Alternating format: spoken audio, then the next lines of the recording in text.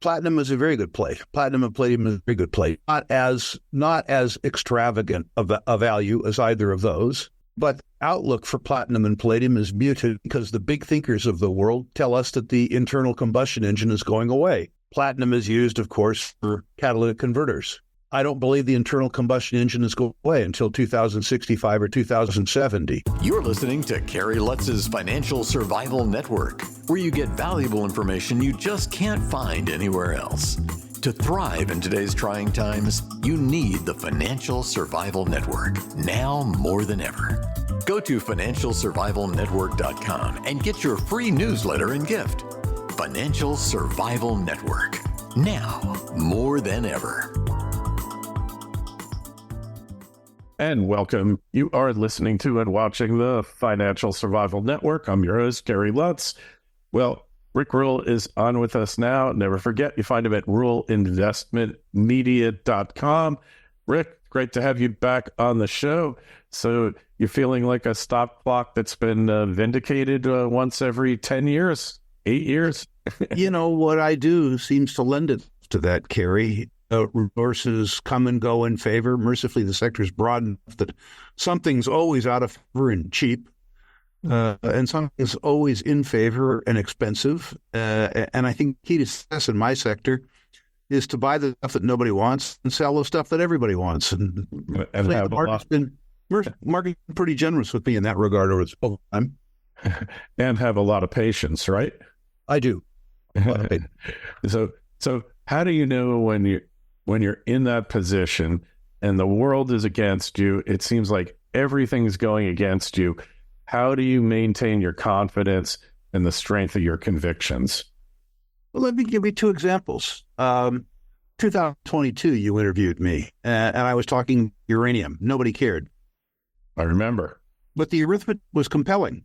Worldwide, the industry was making the stuff for $60 a pound, including tax and cost of capital.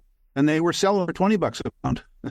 They were losing $40 a pound and being miners trying to make it up on volume. The price didn't go up. The lights were going to go out, despite the fact that we believed we were rich enough that we didn't need uranium. Uranium was 20% of baseload power demand in the United States. So either the price of uranium would go up or the lights would go out. That's how simple it was. I didn't know when it was going to happen, but I like the math and the fact that something has to happen. About the same point in time, a little later, COVID happens, automobile traffic and air traffic decline, so the oil declines, going sub-zero a little while, but settling out at $20 a barrel. You had the same circumstance, oddly the same circumstance. The fully loaded cost to produce a barrel of oil, including tax and cost of capital, in those days was about $60, and the industry was selling for $20. On top of that, ExxonMobil got kicked out of the Dow 30. A one-off event. You have the best capital allocator in the business selling 13% dividend yield because people thought never oil prices were coming back. This is pretty simple. You don't always get the timing right. Sometimes you're a year and a half early. Sometimes you're 2 years early. But if you can get a 400% move in Exxon, particularly with a 13% dividend yield to keep you comfortable while you wait, you can afford to be pretty patient. It's always good to be paid while you're waiting.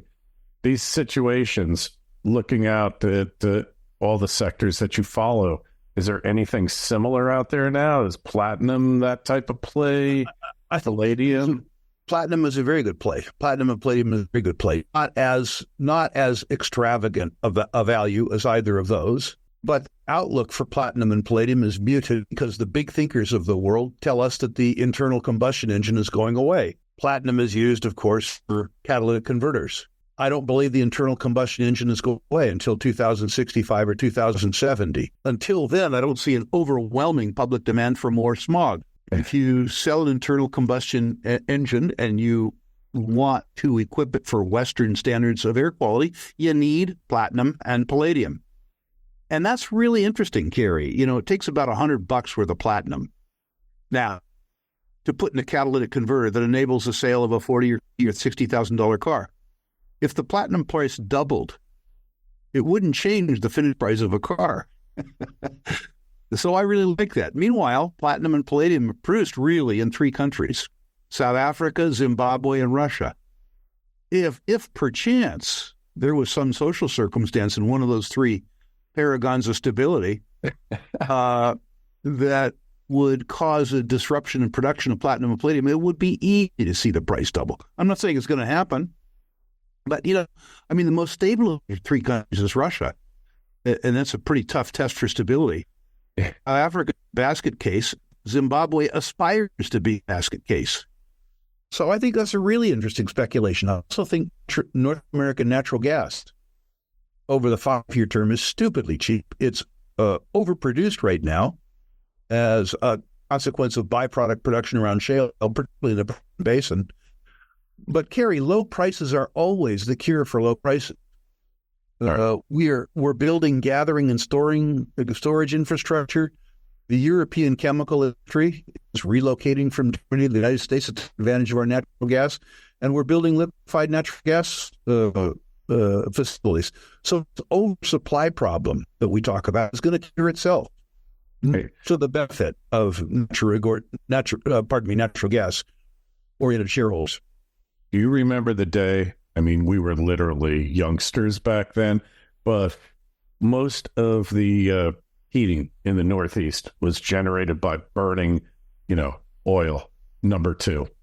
Just basically the same as diesel, just has dye in it, it's taxed. So at that time, there was a mass movement after the first energy crisis to equip all these furnaces so they could switch to natural gas on demand. And then there was an arbitrage. When nat gas got too high, you switch back to oil. When oil got too high, you switch back to nat gas, or the price of nat gas dipped, you went back. That arbitrage went away because the premium per BTU of oil as opposed to nat gas made everybody switch to nat gas. Right. And so you only have to look back at history where the per BTU cost of oil and nat gas were pretty close to one another, right? I mean, they would switch when nat gas was 15% cheaper than oil per BTU. Now we're looking at like 40, 50, 70% discounts. And that's been going on for like 20 years, Rick. And yes, everything you say is true. And for the carbon-centric audience, natural gas generates substantially less carbon oil. Hence its popularity on some global markets. The Chinese, as an example, who are not anti-fossil fuels, they're the biggest consumers of coal in the world. The Chinese government notes that 500,000 Chinese people a year die of particulates in air pollution. And they said that, importantly for them, not merely because of carbon, but also because of particulate air pollution, that their energy future has large measures of both nuclear and natural gas. In addition to the BTU price disparity that you so accurately described. Yeah, I mean, if they could have figured out how to efficiently run cars on nat gas, every car would be running on it now, but it's just not really efficient distribution-wise, and in terms of, you get more BTUs out of a gallon of gas than out of the compressed natural gas, so it's just not practical. But it's always struck me at right now, 280, 290 per MCF. It's always been the screaming bargain of the energy industry. And now the fact that Europe, German companies in particular, petrochemical companies, all of them are fleeing over here. And you've seen the results in the capital investment boom that's taking place. Not to mention it's the best way probably to generate electricity other than nuclear, other than existing nuclear power plants. New nuclear power plants are great, but they're cost prohibitive at this point. It's just a natural thing that the demand is going to go up exponentially, and the price eventually is going to have to go up to meet that demand, right? Agreed on all counts. So how do you play that trend? It might be 2 years, it might be 5, but it's going to happen. I don't think it need to be too tricky. For mid-continent natural gas, which is the Permian Basin, the Anadarko Basin, Devon is a good name.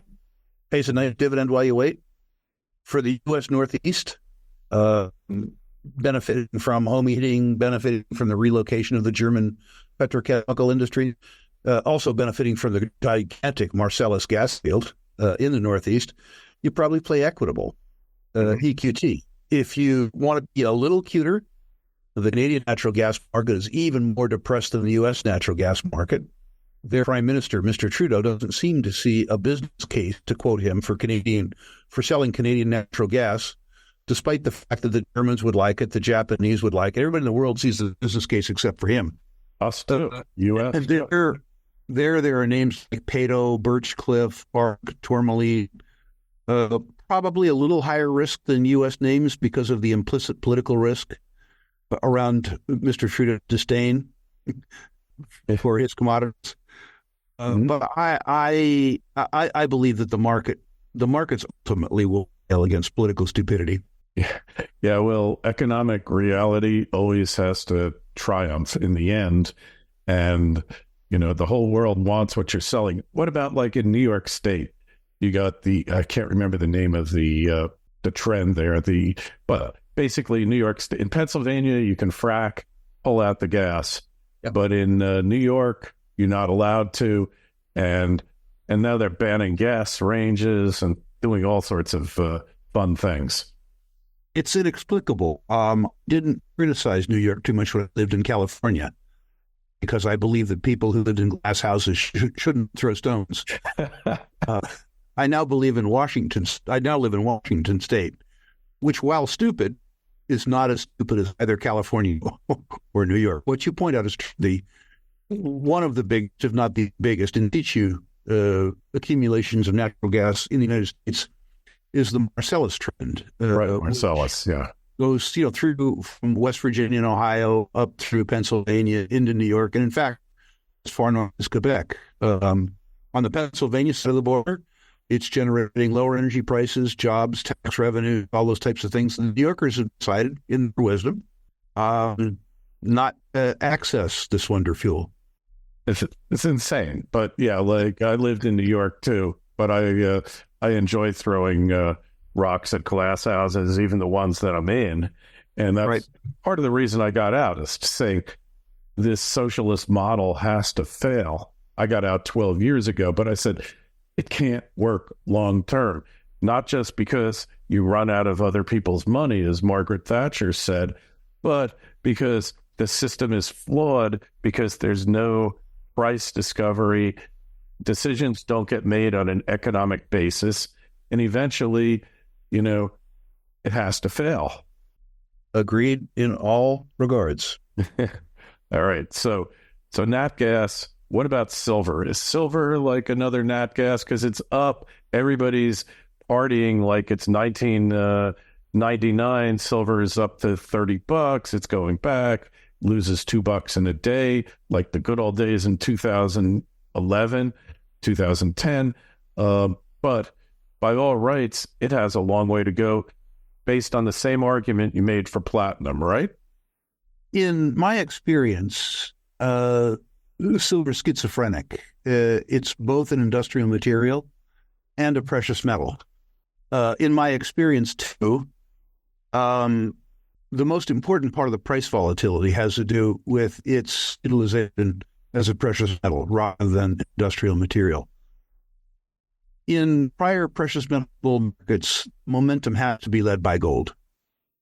After the generalist investor buys the precious metal narrative, then silver moves further and it moves faster. In my experience, silver has to move first. What I liked about silver stocks at the beginning of this year is they were roundly hated. There is no hate as sincere as the hate of a jilted lover. And all the silver speculators in the sort of Reddit silver squeeze hate silver because the narrative that caused them to buy it cost them a lot of money. And that hatred was being expressed in the market, which meant that there was no competition for buying either silver or silver stocks, the silver being even more volatile than silver. That hatred has largely dissipated around the silver stocks. So I would suggest that perhaps some of the easy money has been made. But Kerry, you will recall past silver equities bull markets.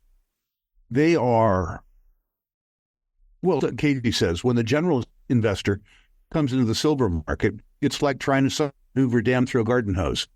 There isn't enough market cap in that silo to handle the incoming money. I remember, well, the beginning of my career, in the decade of the 70s, I was too poor and too stupid to take advantage of it. But Coeur d'Alene, as an example, went from 10 cents to $65. Truly a quantum move. Later, in the later part of the decade of the 80s and the early part of the decade of the 90s, I was involved in that little silver bull market. The silver price, did pretty well. But things like Silver Standard, which we underwrote at 72 cents, went to $40. The Pan American, which we underwrote at 50 cents, went to $45. I mean, the upside move in the highest quality of the silver juniors, not the really, penny dreadfuls. Right. But the higher quality development silver juniors, they are uniformly up tenfold in the course of a silver bull market. So for speculators, that's a wonderful place to look. Not for people who can't stomach volatility. Yeah, buckle your seatbelt. Yep, absolutely. It's a rodeo ride, one I love. Coeur d'Alene today, and we don't do stock recommendations, just things you should look at. Nothing here is investment advice and all those great disclaimers that they make us say. But right now, Coeur d'Alene is trading at like $5.50. And, right, it's still like the same silver producer it's always been, right? Now, I would argue that Coeur is a less formidable producer simply because they've been producing for 40 years. The Keystone mines in the Silver Valley, in the Treasure Valley in Idaho, are 40 years older and depleted. They have replaced them with other forms of production. I would argue that Coeur is a less pure play silver producer. I will also tell you it shouldn't be like this, but it is. When the silver narrative takes hold, the facts won't matter. Kind of like the judicial system in America now, right? Facts don't matter. It and Hecla will come to be regarded as silver stocks, the GameStops of their epoch. Hey, all right. So you brought up meme stocks here. All right. Give us your honest take on everything that's happened, because I looked at a stock like Koss. They are the original inventor of headphones, stereophonic headphones, they called them back then. And it was a great company. I even met Mr. Koss one time, the founder of it. He was like a cool guy. But then the stock like languished for 40 years doing nothing. And all of a sudden, the meme people discovered it. And at that point, the Koss family still had a large position in it, and they sold off $35 million worth of stock at a company that they knew was maybe not worthless, but not really worth anywhere near what they were selling for. How does this stuff happen? And how long can it go on? Because we just saw like GameStop go through GameStop 2.0 or 3.0. Can this keep going on? I guess as long as we go without having a major liquidity squeeze. I mean, this is liquidity driven. Make no mistake. It's purely liquidity driven. I'm impervious to it. I only invest in things I understand. And I have no fear of missing out. If I didn't buy Bitcoin and Bitcoin goes from $1,000 to $50,000 or whatever it is, I'm really happy for the people who made the money. I'm untroubled by the fact that I didn't make money. I consider errors of omission to be interesting. I consider errors of commission to be sins. If there was money I didn't make, it doesn't matter to me. If there's money I lost, that matters to me grievously. So I'm never going to be in the GameStop crowd. I can't understand what allegedly makes it a good business, if anything, because I don't understand anything about consumer retail. When I look at the balance sheet and the income statement, I puzzle over where the GameStop folks find value. I understand the concept that there are trading techniques where you construct short traps. I get that. Yeah. I'm really concerned about the online crowd who doesn't understand the dynamics of markets well enough to understand how you construct and how you collapse a short trap. Constructing short traps is actually something that I did myself in my early 30s. I understand them fairly well.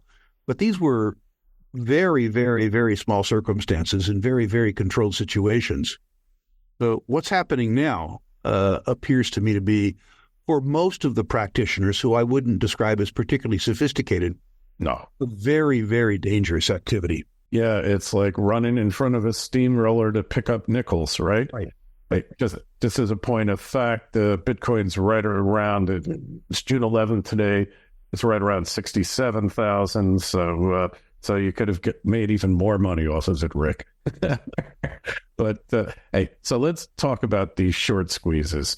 Now, if you listen to Elon Musk, he thinks that short selling is, the devil's work. And he kind of has a point, because once upon a time, and you had a brokerage, so once upon a time the certificates had to catch up in order for you to sell it. You couldn't sell without a cert. It took 10, 11 days for that to happen. So they invented short selling to allow companies to not get wiped out, customers and brokerage houses not to get wiped out while the certificates caught up. We're not there anymore. What purpose does short selling really serve now? And I intellectually understand the argument, but we've kind of like crossed the Rubicon with short selling, haven't we? No, I disagree with that. I mean, what social good does going long fulfill? Yeah. You are trying to make money as an investor on a market. If you believe that the company is selling for less than it's worth, you buy it. If you believe that the company is selling for more than it's worth, if you're sophisticated, you sell it. I think that the shorts, two comments on shorting personally, well, maybe three. In the early part of my career, in the decade of the 70s, when natural resource stocks became uniformly overpriced, I sold them because I believed them to be overpriced. Because I lived in Vancouver then, I was particularly aggressive in short selling things that were obvious frauds, that were natural resource stocks, but they didn't have any natural resources, and that worked out reasonably well for me. When I was in the brokerage firm, when we had margin accounts, it was prudent if people were on margin too long certain stocks, that you use a short position in the same stock as credit management. In other words, you reduce risk of non-payment from the customers. On the other side of that, in the early part of the decade of the 90s, when there was no market for natural resource stocks at all, it was relatively easy for me to give the professionals long, broad, small upticks to let them establish big short positions in tight float companies. And then I asked my friends who had in effect loaned that stock to pay off their market loans, call the stock in, and help the promoters promote the stock. When I was involved in stock promotion, the early part of the decade of the 90s, there was nothing I liked more than a good short position where I thought I was right and they were wrong. When stock has already been sold, you have a buyer. The question is what price they'll buy back at, and that's basically decided by a war in the market. Value always wins out. So we were able, in the decade of the 90s, to do some pretty interesting financings in companies simply by allowing the shorts to get short and trapping them. Squeezing them out. Yeah, it was fun. Then when they had to come into the market to buy stock, the guys that we knew would supply them the stock and put that money back in the companies by way of a financing. From Mr. Musk's point of view, part of his job involves monetizing dreams. He needs to put the truth around the technology in the best possible light so that, he could raise a couple $1 billion and make that dream a reality. During the dream phase, they're overpriced. The question is, who is going to harvest the economic surplus? Is it going to be Mr. Musk or is it going to be Wall Street? And so Mr. Musk, as a stock issuer, regards the shorts who are fighting for the same bids as competitors. So, of course, he would look down on competitors. Right. But we do have a thing called abusive short selling. Is that just management griping? But at times mostly naked shorts, right? When I see discussions of abusive short selling in Canada, in particular around resource stocks, it usually comes from promoters of stocks that nobody in their right mind would buy anyway. The idea that there is a massive conspiracy of naked shorts involves more faith in credit than I would have.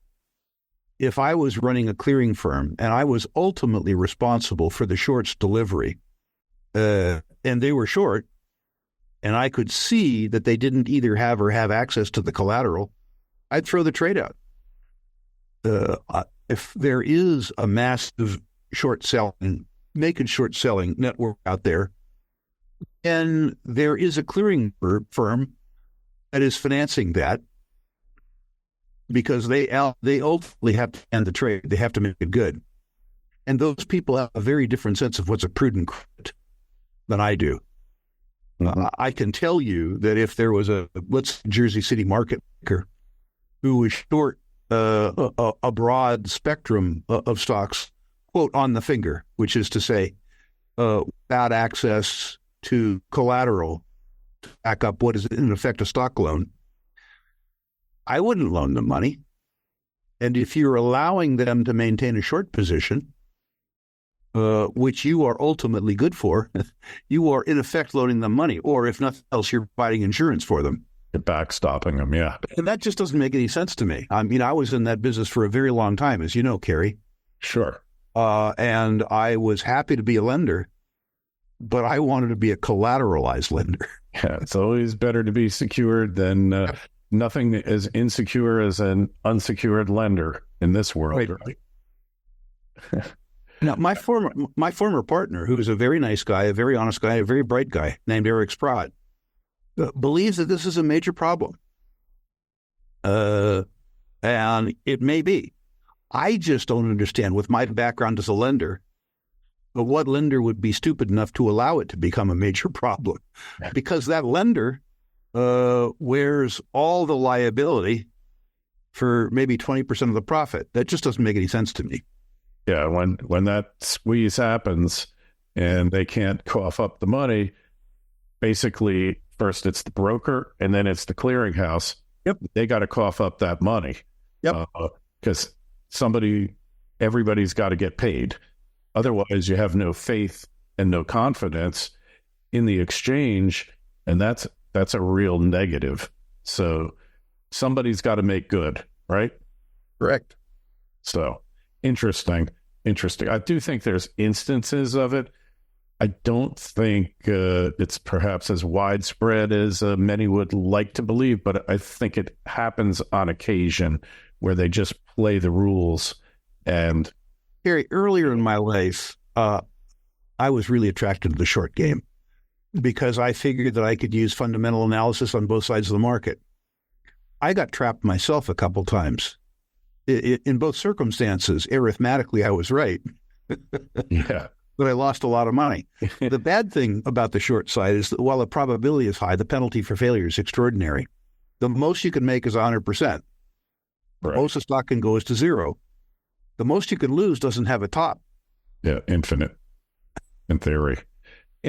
And we saw what happened to GameStop when they triggered that short sale. Yep. That short squeeze. Truly dramatic. Pretty glorious. And that should be a lesson to anybody who's facilitating these kind of practices. You know, it can come back and put you out of business. Yep. So, all right.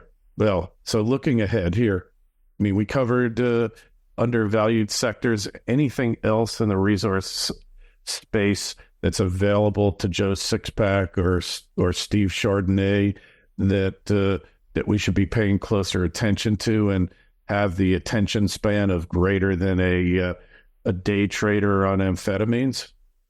Probably a couple things. I continue to believe that faith in treasury securities relative to inflation will be challenged. And if I'm right, I think precious metals will do well. I note that in the American market, the total market value, or rather the total market share of precious metals and precious metals-related equity is about 0.5% of total savings and investment assets in the United States. The 4-decade mean is 2%. I believe that the market share will at least revert to mean. If I'm right, that means that demand in the U.S. market, the biggest capital market in the world, quadruples. And that's what I think is going to happen. And I don't think that you need to come down to the penny dreadfuls to play that space. I think that you can buy market beta. You can buy the Franco-Nevadas, the Wheaton Precious, the Agnico Eagles. You can get 85% of the market beta while de-risking the trade in terms of operational success or failure by 70 or 80%. So right. I'm really, really attracted to that. What about like a Newmont? Their profits got to be skyrocketing. With Newmont, you need to wait before you deploy until they have sold off enough of the second-tier assets that they have. My knock on Newmont has always been that they manage too many mines, not enough big ones, which is why their all-in sustaining capital costs have been too high. They said as a consequence of acquiring Newcrest that they were going to clean house. They were going to sell a bunch of deposits. Billions. Yeah. While they would be attractive for smaller companies, are too small for Newmont to mess with. And by doing so, they would repair a balance sheet that was certainly challenged with the Newcrest transaction. If they do all that, I think you have a renaissance at Newmont. There's some very good people there. They shouldn't be running 30 mines. They should be running 7 or 8 mines, and they shouldn't be running as much debt as they're running. I don't own Newmont, although I will admit to have sold some Newmont puts. I'd like to either acquire it cheaper or just have the put expire worthless and me grab the premium. I'm okay with that. For most people who don't waste as much of their time as I do studying gold stocks, buying the very highest quality ones, just capturing de-risked beta, I think over the next 5 years will be a very, very attractive outcome. Okay. And do you think the dividends on these stocks are going to go up? I do. Having so much free cash flow, I do. I pretty much won't know what to do with it, right? Well, particularly the royalty and streaming companies, until a transaction comes up, all their cash flow is free cash flow. Right.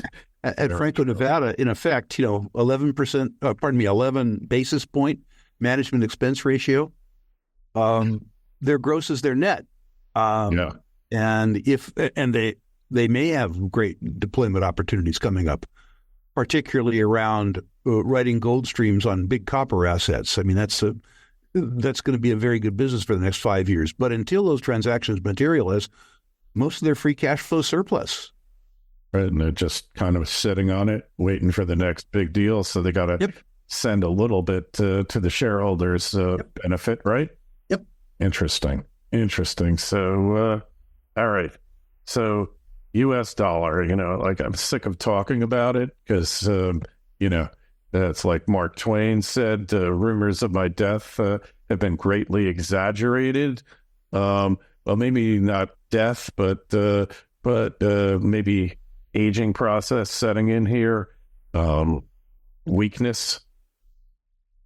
Our mutual friend Doug Casey famously said the U.S. dollar is the worst currency in the world with the sole exception of all of the others. So the U.S. dollar has been relatively strong. You've, Kerry, been on Earth about as long as I, and you have noted that the U.S. dollar during the course of your lifetime has lost probably 95% of its value, which is pretty good performance when you compare it with the other currencies. We always say about the dollar, it's the best looking house in Baltimore. Sure. Or the prettiest mirror at the slaughterhouse. That's another wonderful Doug Casey quote. I maintain substantial U.S. dollar liquidity. Mm-hmm.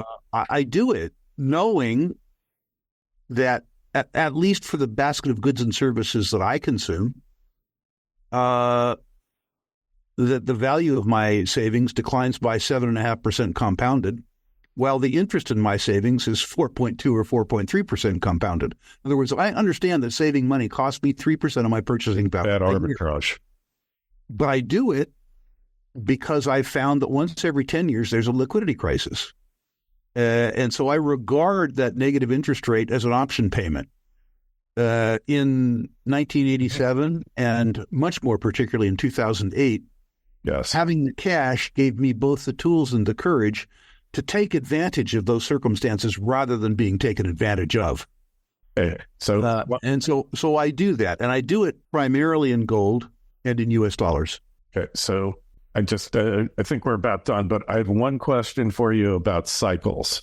Okay, I talk to a lot of cycle prognosticators, and they all seem to make it seem like cycles are completely predictable. You can see them coming a mile away, and you got to be following cycles. But I mean, I've talked to like thousands of people, different systems, and the cycle guys do seem to have something there. But I don't care if it's Elliott wave, if it's Gann numbers, or whatever it is, it never seems to be as easy as they claim it is afterwards. Well, there may be some of them that are good at it. That's just not the way I think. I don't consider the market itself to be a subject. I consider it to be a facility for buying and selling fractional ownership in businesses. And so while what you say and while they say may be true, it isn't knowledge that's accessible to me. And frankly, it isn't of particular interest to me. I don't trade the market per se. I will sell market puts or market calls to hedge positions in businesses that I think are selling for less than they're worth. But that's really I really just believe that the market's a facility. I don't believe it's a subject. All right, I'll buy it. Although a lot of people make a lot of money studying it and God bless them. The results. God bless them. I know that there's a whole bunch of ways up the mountain. What I have learned that works for me is that I invest in either conventional financial services firms, brokerage firms, wealth managers, asset managers, banks, businesses I understand because I've helped build them, or natural resource companies. I don't go outside my sandbox. I do what I understand. I can make mistakes even in subjects that I know well. So I have no particular temptation to compound my losses by going into subjects I don't understand. So true. And what you said about even companies that you think you know from the ground up, mm-hmm. you can get surprised, right? Yep.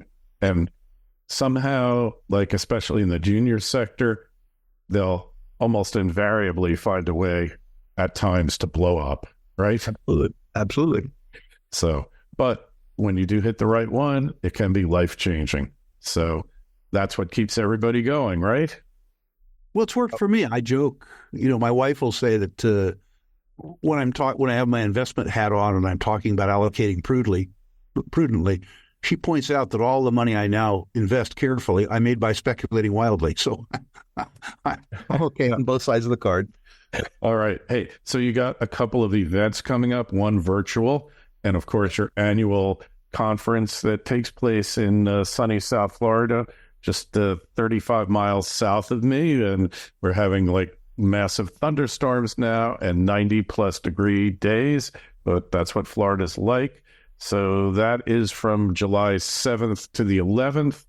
And hey, if you guys are out there, I'll have a link in the show notes at some point, or if you email me, I'll send you the link so you can sign up and we can get together there.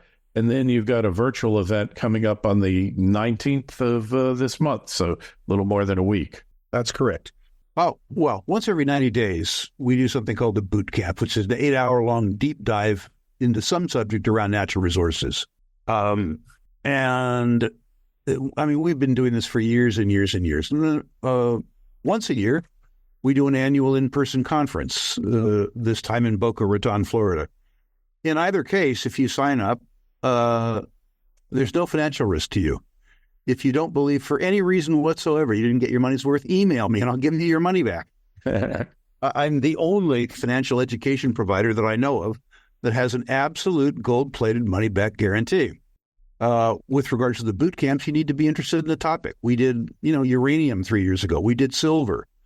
We've done all those kinds of things. This next one is a pretty deep dive. This is a private placement and due diligence workshop. If you're not an accredited investor, if you don't want to participate in private placements, this is the wrong workshop for you. If you want to do deep dives, this is a wonderful workshop for you. The Boca Raton conference is very different. This has gone on for 28 years. I believe it to be the best conference around natural resource investing on the planet. We have great big picture thinkers, the Jim Rickards, the Daniela DiMartino Booths, the Nomi Prins, the Jim Grants, the Bill Bonners of the world, people who tell you about the world the way it is, not the way that CBC and ABC want you to think it is. Yeah. We have great analysts, people who have been investing in resources for 20 or 30 years where the rubber meets the road. Importantly, we have the living legends, a group of entrepreneurs who built multi-billion-dollar companies from scratch, telling you what it takes to take a company from 5 million market cap to 5 billion market cap and how to spot the winners early. Finally, every public company exhibitor at our conference has been vetted. If the sponsors of the conference don't own shares in the exhibitors, they can't come.